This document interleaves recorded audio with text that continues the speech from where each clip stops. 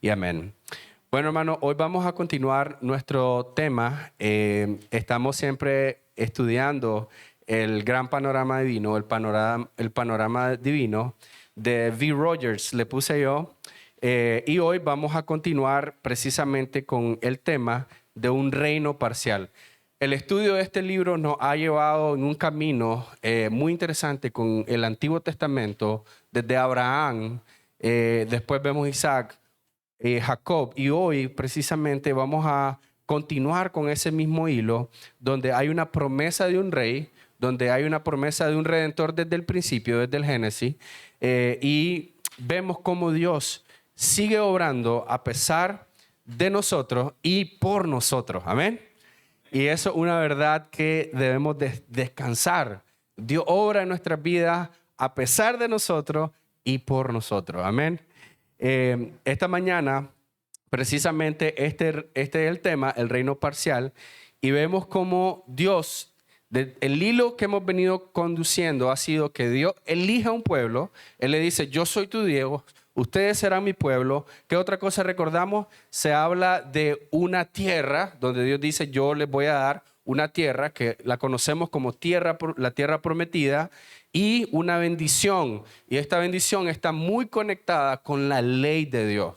Obedezcan mi ley y yo los voy a bendecir. Amén. Entonces, este es el hilo que hemos venido viendo, y definitivamente podemos ver y aprender que Dios elige hombres falibles como Abraham, como Sara, como muchos otros hombres y mujeres que fallan, pero Dios actúa conforme a su carácter. Amén. Entonces debemos ver cómo Dios obra desde el principio, y Él está orquestando cada paso. Él está dirigiendo cada paso. Desde el Génesis 17, en el 7 y el 8, cuando Dios habla con Abraham, cuando Dios habla y promete cómo va a restaurar a su pueblo, podemos ver cómo Dios está apuntando al reino que ha de venir.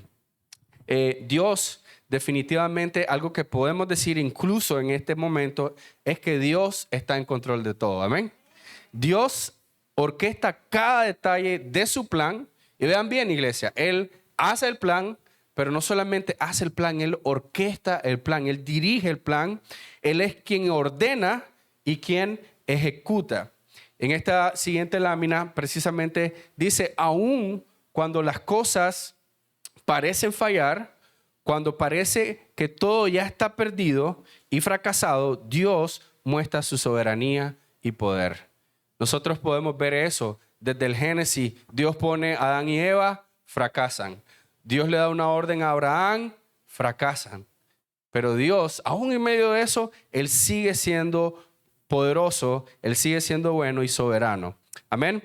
Entonces, debemos de ver, sin embargo, que Abraham es un hombre que su fe le es tomada por justicia, dice la Biblia. Entonces, Dios da lo necesario. En la siguiente dice, Dios da lo necesario al hombre. Y debemos definitivamente aprender del ejemplo de Abraham y confiar en la promesa del evangelio, aun cuando no podamos comprender lo que Dios está haciendo en nuestras vidas. Y esto es muy importante porque Abraham nos da un ejemplo de fe. Yo creo que los padres que están acá, ninguno de nosotros estaría dispuesto a entregar al único hijo que tenés, que es el hijo de la promesa, y que Dios te dice, entrégame tu hijo, sacrificarlo. Creo que como mamá, como papá, lo primero que haríamos es, no, Señor, pedime lo que sea, pero no a Isaac. Pero vemos que Dios da lo necesario. Al final es Dios quien provee para el sacrificio. Amén. Dios estaba probando la fe de Abraham. Dios estaba probando su obediencia, como muchas veces nos hace con nosotros. Dios quiere que crezcamos en obediencia y en fe, pero ¿cómo podemos crecer en obediencia y en fe si nuestra fe no es probada? ¿Cómo vamos a crecer en dependencia del Señor si no estás en situaciones difíciles? Si todo está bien todo el tiempo, entonces es fácil confiar, ¿no? Pero cuando las cosas están difíciles, cuando la economía está difícil, cuando el trabajo está difícil, cuando la salud está expuesta y está complicada, es cuando Dios nos llama a obedecer. Amén. Entonces debemos de aprender de este ejemplo definitivamente.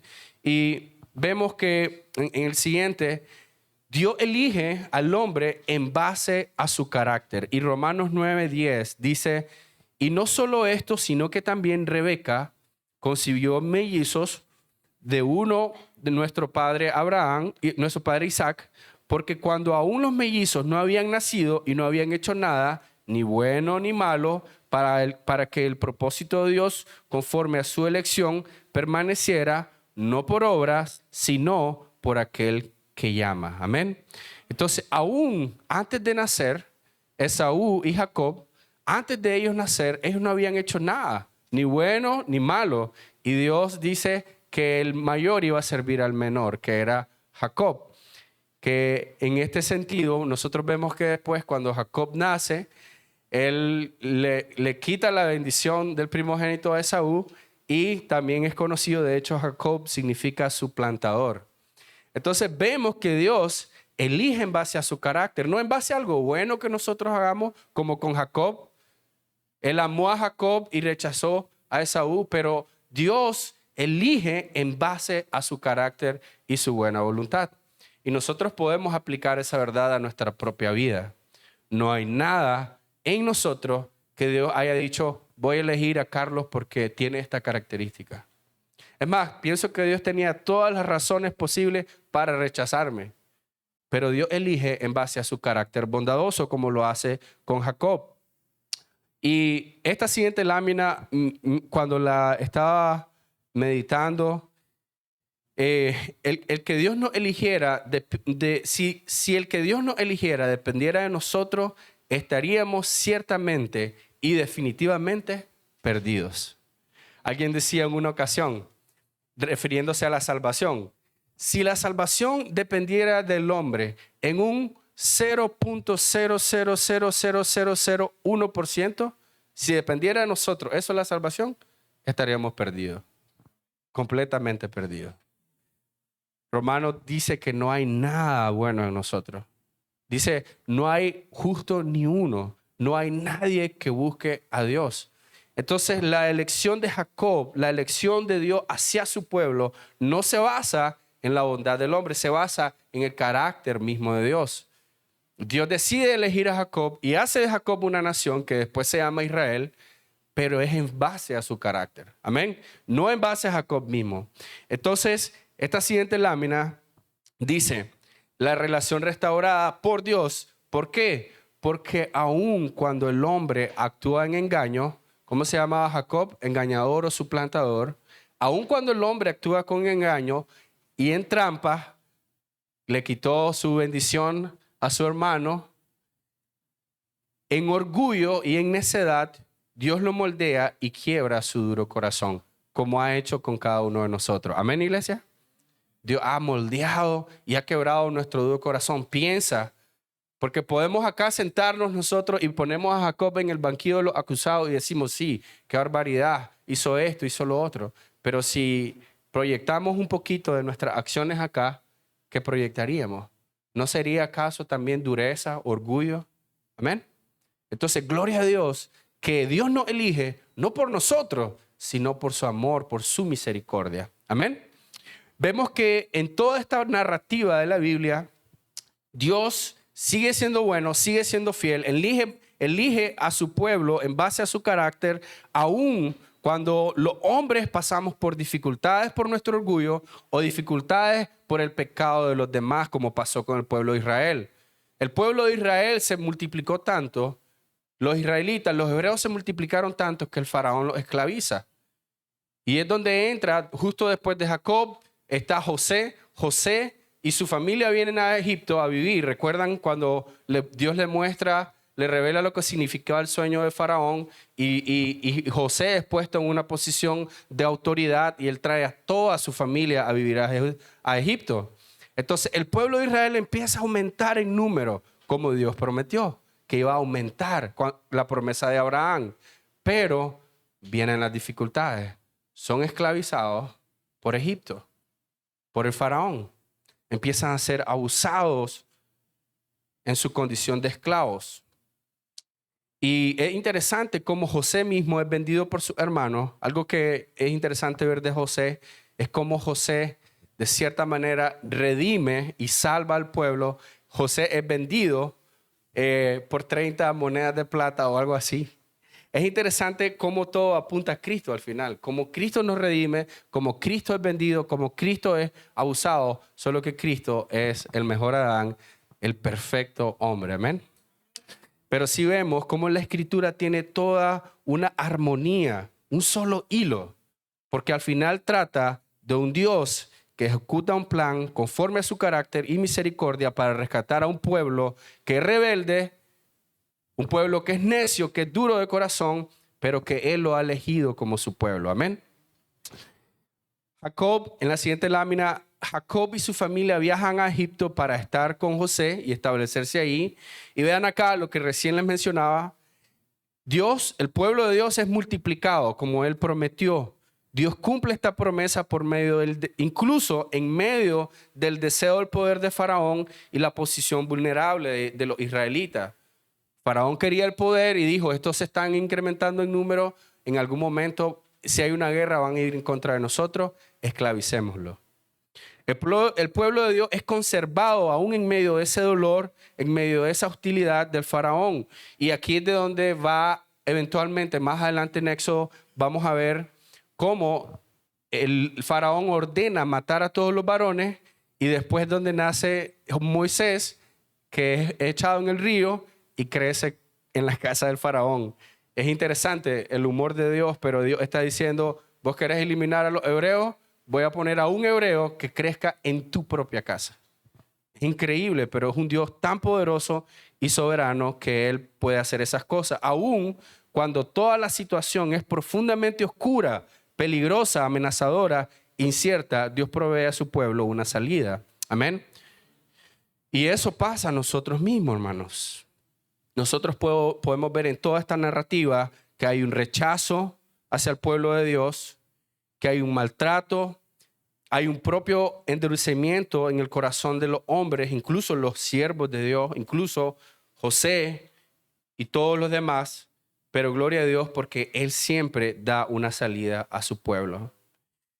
Algo que nosotros podemos recordar de esto solo de manera práctica, hermano, es que recordemos que las pruebas y las dificultades son el medio de gracia de Dios para nosotros.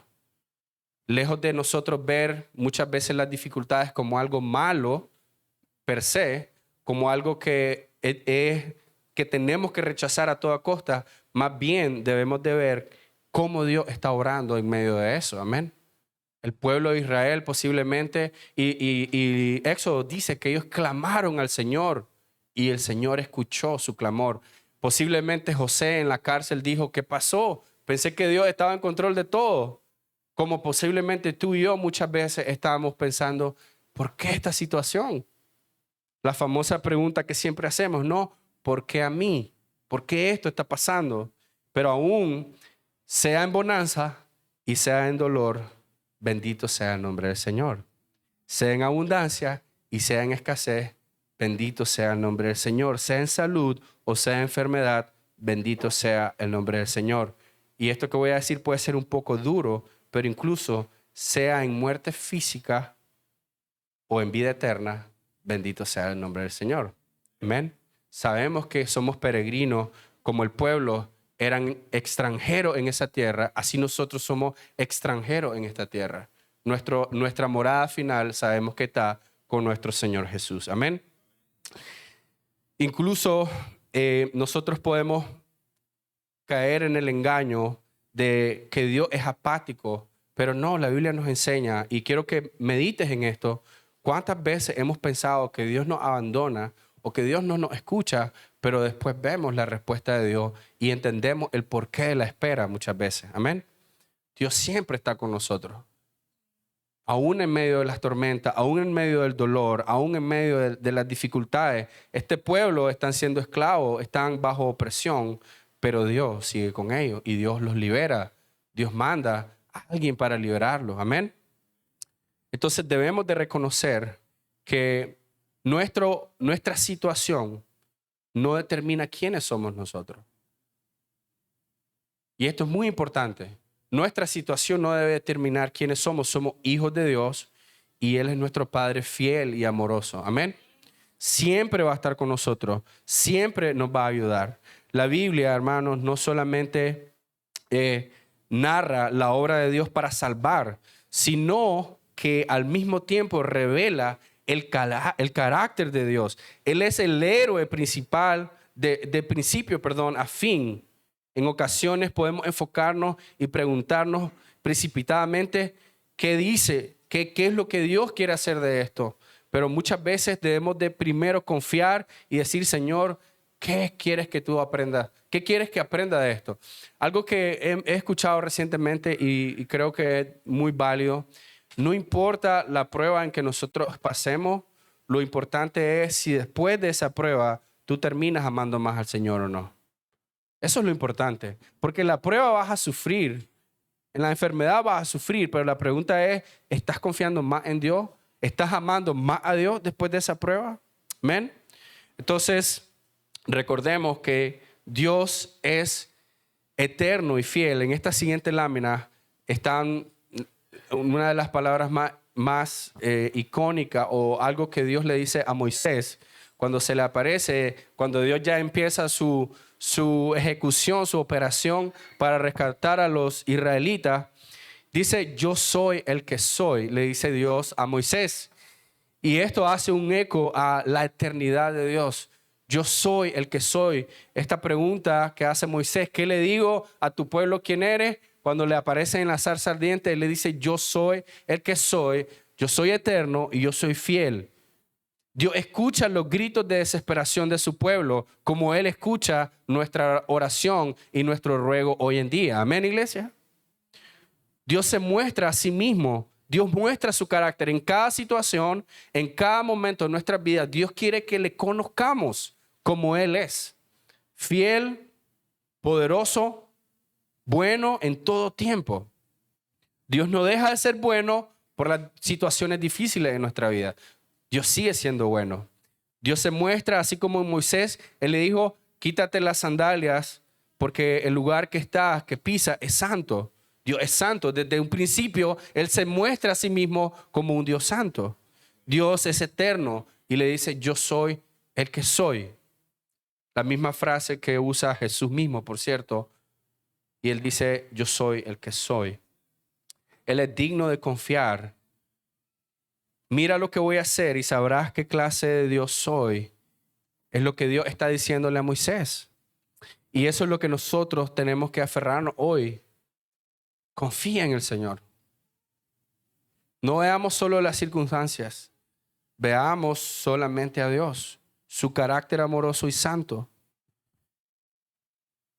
Solo de manera de reflexión, para ir culminando, quiero que meditemos en esto. Dios ha ejecutado su perfecto y buen plan. Amén. Desde un principio, desde el momento en que Dios se basa únicamente en su carácter amoroso y decide salvar a su pueblo y decide ser su Dios para que su pueblo lo honre. Dios es fiel a su santo nombre a pesar de nosotros. Dios actúa por nosotros. Amén. Y podemos decir eso cada día.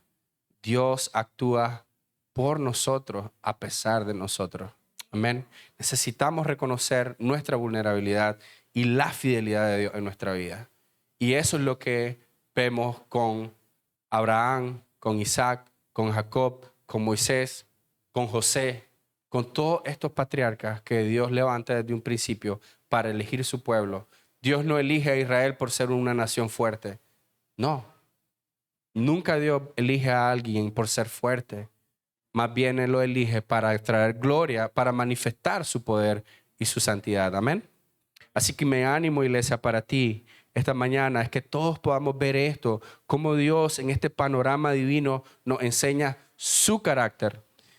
Debemos de hacernos esta pregunta y quiero animarte a dejarte con esta pregunta en tu mente y en tu corazón. Cuando tú lees en la Escritura sobre Dios, no se trata tanto de preguntarnos rápidamente qué me dice el pasaje, qué me está enseñando el pasaje, sino más bien la pregunta que podemos hacer es qué me dice el pasaje acerca de Dios. Amén. Que me habla la Escritura acerca del carácter de Dios, del carácter de Cristo. Amén, iglesia. Dios es fiel y Dios es bueno. Oremos juntos. Señor, gracias le damos por su palabra, Señor, por su amor, por su bondad. Señor, gracias porque podemos ver, Señor, en su palabra cómo usted es fiel a su pacto. Señor, gracias porque usted decide, Señor, salvar al hombre, Señor. Y vemos acá, Señor, con Abraham, con Isaac, con Jacob, con José, con Moisés, cómo usted, Dios, está ejecutando un plan perfecto de acuerdo a su voluntad, Señor, de acuerdo a su santidad, de acuerdo a su carácter, Señor. Ayúdenos a conocerle más y amarle más, Señor. No solo llenar nuestra mente de conocimiento, sino, Señor, llenar nuestro corazón de alegría y gozo, porque usted es un Dios que salva, que restaura por la mano poderosa suya, Señor. Oramos para que podamos tener agradecimiento y podamos alabar su nombre por quién es usted, Señor, el gran yo soy. En su nombre oramos, Señor. Amén y amén. En breve iniciamos con la alabanza, hermano.